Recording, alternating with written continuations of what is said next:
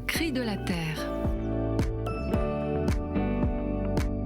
Le Salon international de l'agriculture ouvrira ses portes samedi 21 février à Paris et les 1200 exposants s'apprêtent à accueillir des centaines de milliers de visiteurs. C'est le salon le plus fréquenté de France avec plus de 600 000 visiteurs, c'est plus que le salon de l'automobile. C'est dire l'attachement des Français à l'agriculture et à tous ceux qui travaillent dans les métiers de l'agriculture, plus de 100 métiers différents et qui recrutent. Le salon de l'agriculture n'est plus seulement une exposition, il est devenu un grand rendez-vous de promotion, d'échange sur les nombreux sujets que sont l'élevage, la génétique, l'alimentation et le bien-être des animaux, mais aussi l'origine et la protection des cultures.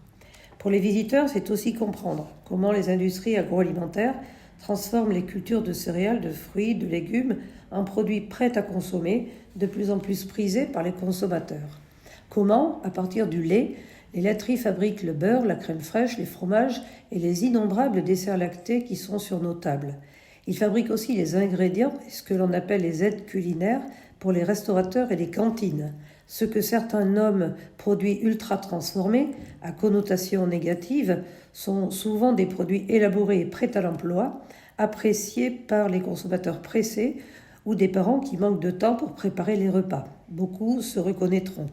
Les stands qui présentent la découpe de la viande par des bouchers professionnels ont beaucoup de succès.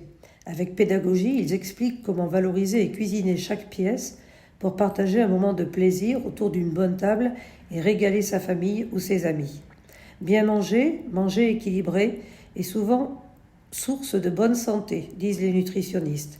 Connaître les apports nutritionnels des produits en énergie, calcium, fer, magnésium, etc.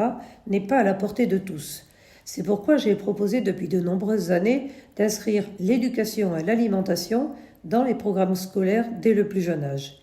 Les enfants sont curieux, réceptifs au goût, mais aussi prescripteurs dans leur famille.